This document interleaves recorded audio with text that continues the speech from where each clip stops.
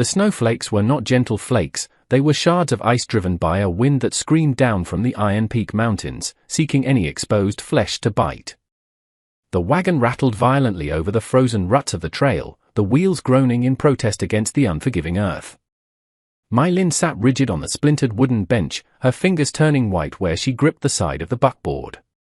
She wore a padded cotton cheongsam of deep indigo, insufficient for this brutal climate, though she had wrapped a vibrant red woolen scarf, her only piece of true warmth, tightly around her neck and lower face. The valley ahead did not look like a place of promise. It looked like the throat of a beast, white and jagged, waiting to swallow her whole. Behind her, the last traces of civilization had vanished hours ago into the swirling white dust. The letter from the broker in San Francisco had been terse, a transaction rather than an introduction. Debt settled. Position secured. Domestic assistance required for Mr. Jericho Thorne, near Deadwood. 3 children. Departure immediate. My Lin was 19, old enough to know that in this strange, hostile land, a Chinese girl with no family was treated with either suspicion or disdain. She was old enough to know that being sent to the remote territory of the Dakotas wasn't an opportunity, it was a sentence. The driver, a hunched man named Abernathy with a beard crusted in ice, spat a stream of brown tobacco juice into the pristine snow. He hadn't spoken to her for 50 miles, but as the silhouette of a ridge appeared, he finally cleared his throat. "You know who he is, don't you?" Abernathy shouted over the wind, not looking at her. My Lin tightened her red scarf. "Mr. Thorne," she said, her English accented but precise. Abernathy let out a harsh, dry chuckle that sounded like cracking wood. "Mr. Thorne. That's rich. Folks round here don't call him Mr. They call him the Reaper of the Ridge. A gunslinger, missy. The kind that put men in the ground before breakfast. You watch yourself. That man has more ghosts in his house than furniture." My Lin didn't respond. She simply stared at the horizon, trying to imagine what kind of man lived at the edge of the world with 3 motherless children. A desperate one, surely. Or perhaps a monster hiding from his sins. The ranch emerged from the white oat slowly, like a scar on the landscape. It was not the prosperous estate she had hoping for. The barn leaned precariously to the left, its wood grey and weathered, looking as though a strong sneeze would topple it.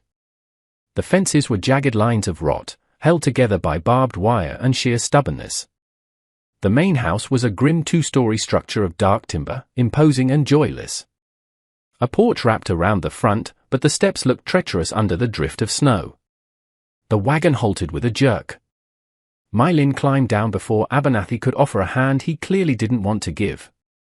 Her silk slippers, reinforced with leather soles she had sewn herself, crunched into the snow. She grabbed her single canvas bag, shivering as the cold instantly penetrated her coat. The front door didn't open. It stood like a barrier. She walked to the porch, the wood groaning under her slight weight, and raised a hand to knock. Before her knuckles could graze the wood, the door was yanked inward. He filled the doorway, blocking out the dim light from the interior. Jericho Thorne was a mountain of a man, tall and lean with the coiled tension of a wolf.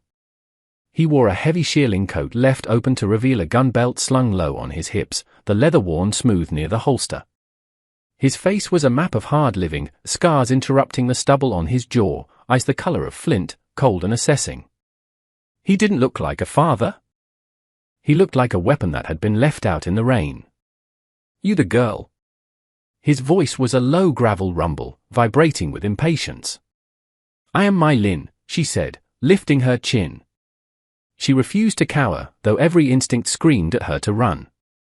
He looked her up and down, his gaze lingering for a fraction of a second on the red scarf and the foreign cut of her dress. He didn't sneer, but he didn't smile. "Small," he muttered. "Come in before you freeze the hall." He stepped aside. My Lin stepped over the threshold, leaving the howling wind behind. The house smelled of stale coffee, wood smoke, and gun oil. The front room was sparse. A stone fireplace dominated one wall, the fire burning low and struggling against the draft. A rough-hewn table sat in the center, surrounded by mismatched chairs. Dust motes danced in the gloom, and there was a heavy, suffocating silence that felt purposeful. 3 shadows detached themselves from the corners of the room.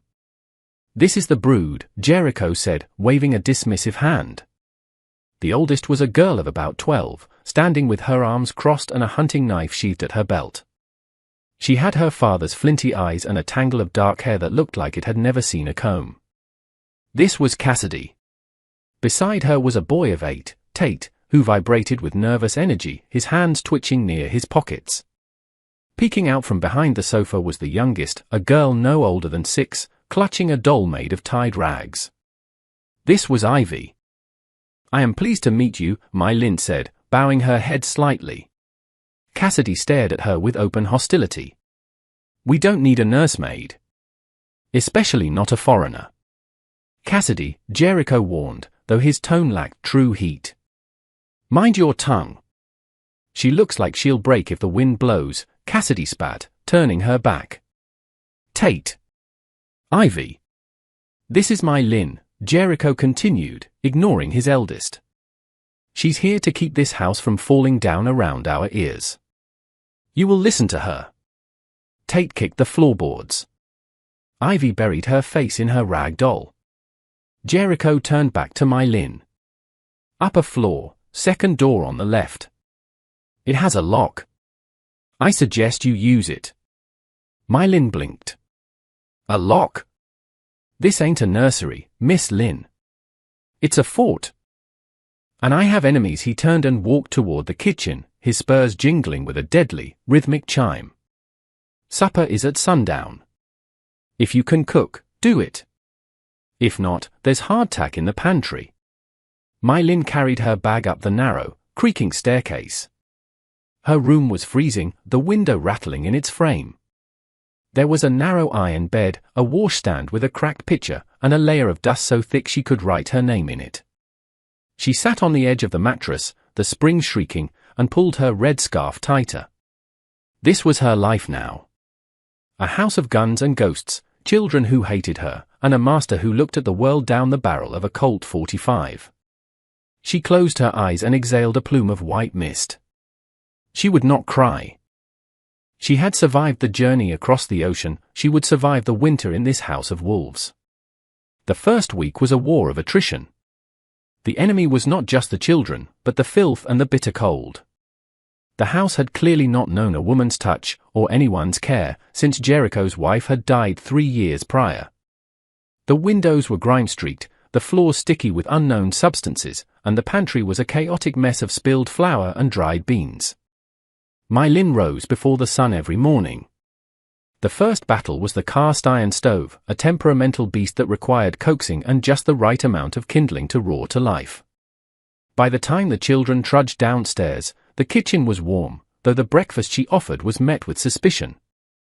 She made kanji, rice porridge, using the meager supplies she found, seasoning it with dried scallions and ginger she had brought in her bag. "It looks like slop," Tate announced on the 3rd morning, poking the bowl. "It is warm and fills the belly," My Lin said calmly, scrubbing a pot. "Eat." Cassidy pushed her bowl away. "My pa eats steak and beans. We don't eat. Whatever this is." "Then you will be hungry until supper," My Lin replied, not turning around. Jericho entered then, bringing with him a gust of snow and the scent of horses. He looked at the untouched bowls, then at My Lin's straight back. He sat down, picked up a spoon, and ate the porridge in silence. He didn't praise it, but he scraped the bowl clean. The children, watching their father, begrudgingly picked up their spoons. The work was grueling. My Lin's hands, once smooth, became chapped and raw from the scrubbing and the cold water. She found Jericho's shirts, stiff with sweat and dirt, and boiled them until the water turned black. She swept the floors until her shoulders burned. But the hardest part was the atmosphere of the house. Jericho was a ghost in his own home. He spent his days patrolling the perimeter of the ranch, his hand always hovering near his gun. He chopped wood with a violence that suggested he was trying to kill the logs. At night, he sat in the oversized armchair facing the front door, a rifle across his lap, staring into the dark. The children were wild things. Tate disappeared into the barn for hours, climbing the rafters and risking his neck. Ivy was silent, a mute observer who communicated only through tugs on my Lynn's sleeve. Cassidy was the aggressor. She set traps, a bucket of ice water propped over a door, salt in the sugar jar. My Lynn bore it all with a stoic grace that seemed to infuriate the girl. When the bucket fell, soaking my Lynn's cheongsam in freezing water, she didn't scream. She simply dried herself off, changed, and handed Cassidy a mop. "You made the mess," my Lynn said. "You clean it." Cassidy had stared, stunned by the authority in the small woman's voice, and surprisingly, she had mopped. It was on the 6th day that the dynamic shifted. My Lynn was in the barn, gathering eggs from the few scrawny chickens that remained. The barn was dim, shafts of winter light piercing the gloom. She heard the soft click of a hammer being pulled back. She froze. Slowly, she turned. Jericho was at the other end of the barn, practicing his draw. It was a blur of motion, fast, terrifyingly precise. He drew, aimed at a knot in the wood, and reholstered in a heartbeat. He did it again and again, a dance of death. He wasn't shooting, just drilling the muscle memory. He stopped when he sensed her. He didn't turn, but his posture stiffened. "You shouldn't sneak up on a man." "I am not sneaking. I am working," my Lynn said, holding up the basket of eggs. Jericho turned, his face shadowed by the brim of his hat. "You haven't run off yet." "I have nowhere to go." Most would have started walking anyway. "The kids. They aren't easy. Cassidy has teeth. She is protecting her territory. It is natural. She is the alpha wolf while you are away." Jericho let out a short, humorless laugh. "Alpha wolf? Yeah. I suppose she is." He walked closer, the straw rustling under his heavy boots. "Why do you stay, my Lynn? You could find work in town. A laundry, maybe. Safer than here." "Town does not want me," she said simply. "And here? The roof leaks, the children are angry, and you are afraid." Jericho's eyes narrowed dangerously. "I ain't afraid of nothing." "You are afraid of the silence," she challenged, her voice soft but steady. "That is why you clean your gun 3 times a night. That is why you do not sleep." He took a step closer, towering over her. For a moment, she thought he might strike her or throw her out. The air crackled with tension. "You see a lot for someone who barely speaks." "I see what is there." He stared at her, really looked at her, for the first time. He saw the red scarf, the determined set of her jaw, the way she didn't flinch despite his looming presence. "Get the eggs inside," he muttered, turning away. "Storm's picking up." The storm did pick up. By the second week, the snow was waist-deep. The ranch was an island in a sea of white. It was then that the trouble came, not from the weather, but from the town. Supplies were low. Despite the risk, they had to go to Crestwood. Jericho hitched the horses to the wagon. My Lynn insisted on coming. "I need spices. And fabric. The children need clothes that fit." Jericho grunted but didn't argue. He loaded Tate and Ivy into the back, Cassidy rode shotgun next to him, and my Lynn sat on the edge of the bed. Crestwood was a collection of grey buildings huddled against the cold. As the wagon rolled down the main street, silence followed them. Men stopped on the boardwalks to stare. Women pulled their shawls tighter and whispered behind their hands. They looked at Jericho with fear, and at my Lynn with disgust. "Look at that," a voice called out from the front of the saloon. The killer Thorne brought himself a china doll.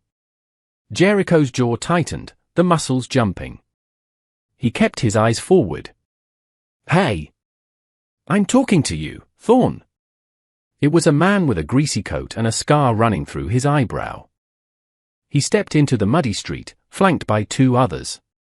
"We don't take kindly to your type bringing foreign trash into our town." Jericho stopped the wagon. He handed the reins to Cassidy. "Stay here. No, My Lin said. She climbed down before Jericho could stop her. Get back in the wagon, Jericho hissed. My Lin ignored him. She walked toward the general store, passing the men. The leader stepped in her path. I didn't say you could pass, doll. He reached out to grab her arm. Before his fingers could touch the silk of her sleeve, Jericho was there. It happened so fast no one saw him move. One moment he was by the wagon, the next the barrel of his Colt was pressed under the man's chin. Touch her, Jericho said, his voice a low, terrible whisper, and they'll be scrubbing your brains off the street for a week. The man froze, his eyes crossing as he looked down at the gun. The street held its breath. This was the Gunslinger. The legend. She's with me, Jericho announced to the town at large. Anyone has a problem with her, they have a problem with me. He shoved the man backward into the mud. My Lin. Get your supplies.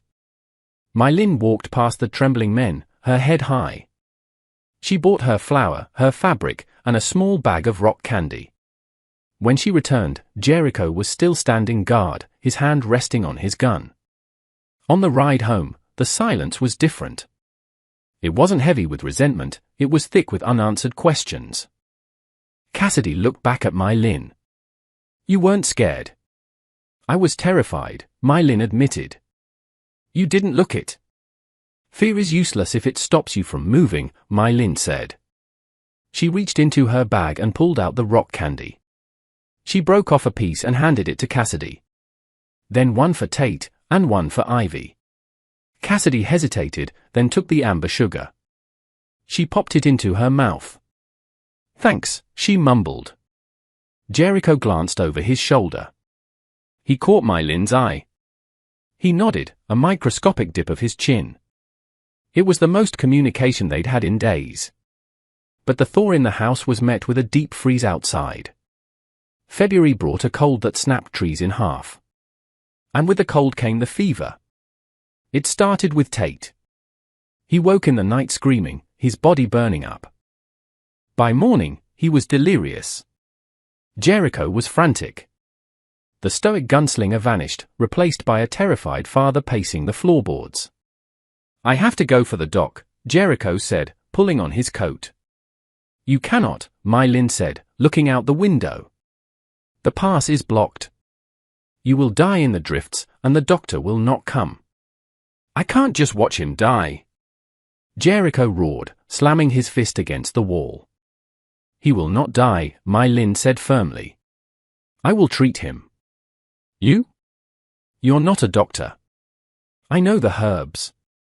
I know the fever. She went to her trunk and pulled out a stash of dried roots and leaves she had guarded jealously. For 3 days and nights, the battle raged. My Lin barely slept. She brewed bitter teas that smelled of earth and medicine. She made poultices for Tate's chest. She forced fluids down his throat drop by drop. Jericho sat by the bed, holding his son's hand, his face grey with exhaustion. He watched My Lin work with a kind of awe. She was tireless. She was gentle but firm. When Tate thrashed, she held him down. When he cried, she hummed a melody from her homeland, a song that sounded like rain on a river. On the 4th morning, the fever broke. Tate opened his eyes, weak but lucid. Pa, he croaked. Jericho let out a sob that sounded like a rib cracking. He buried his face in the mattress. My Lin stepped back, leaning against the doorframe, her legs trembling from fatigue. Cassidy walked up to her. The girl's eyes were red-rimmed. She reached out and awkwardly took My Lin's hand. You saved him. He is strong, My Lin whispered. No, Cassidy said fiercely. You saved him. That night, after the children were asleep, Jericho found My Lin on the porch. The storm had passed, leaving the world silent and silver under a full moon. You should be sleeping, he said. The air helps me think, she replied. He stood beside her, the heat of his body radiating in the cold air. I misjudged you, My Lin. I thought you were fragile. I am small. It is not the same thing. He chuckled, a genuine sound this time. No. It ain't. He turned to face her, leaning his hip against the railing. Why did you come here? Really? My father died. His debts were passed to me. I was sold to the broker to pay them. This was the assignment. Jericho's face darkened. You were sold. It is common. Not here, he growled. Not in my house. He reached into his pocket and pulled out a leather pouch. It clinked with gold coins. This covers your contract. And your passage back. Anywhere you want to go. San Francisco. China. You're free. My Lin looked at the pouch. It was freedom. It was everything she had thought she wanted when she stepped off that wagon. She looked at the pouch, then at the barn that still needed painting, the fence that needed mending. She thought of Tate's weak smile, Ivy's silent trust, and the way Cassidy had held her hand. She looked up at Jericho. The hard lines of his face had softened. His eyes were no longer flint, they were just the eyes of a man who was lonely and tired of fighting the world alone. I do not want to go to San Francisco, she said. Why not? Because the work here is not done. My Lin. And she stepped closer, her heart hammering against her ribs. I have found that I do not mind the wolves so much when they are on my side. Jericho stared at her, the pouch hanging forgotten in his hand. The distance between them seemed to vanish. He reached out, his rough, calloused fingers brushing against the silk of her sleeve, then moving to touch the red scarf at her neck. I ain't a good man, my Lin. I've done things. Things that would make you run if you knew the half of it. I know who you are, Jericho Thorne. You are the man who holds a gun to the world to protect his children. And you are the man who ate my burnt porridge without complaint. He let out a breath that was half laugh, half sigh. The porridge was terrible. Next time, I will make dumplings. They are better. I'd like that, he whispered. He leaned down. The kiss was tentative at first, a question asked in the moonlight. When she didn't pull away, when she pressed closer, it deepened. It tasted of winter and smoke and longing. It was a promise that the cold was over. Spring came to the valley 2 months later. The snow melted, revealing the brown earth that turned green with shocking speed. The ranch had changed. The barn was painted, a bright, defiant red that matched my Lin's scarf. The fences were straight. The smell of ginger and garlic often wafted from the kitchen, mixing with the scent of sagebrush. My Lin stood on the porch, watching the children. Tate was chasing a dog they had adopted. Ivy was braiding flowers into the dog's fur. Cassidy was sharpening a stake for the garden, but she was smiling. Jericho came up behind her, wrapping his arms around her waist. He rested his chin on her shoulder. He didn't wear the gun belt in the house anymore. They're happy, he murmured. They are safe, she corrected. Because of you. My Lin leaned back against him. The valley no longer looked like a mouth waiting to swallow her. It looked like a bowl, holding them gently in its palm. The town still whispered. People still stared when they went in for supplies. The gunslinger and his Chinese bride was the scandal of the territory. Let them talk. Let them whisper.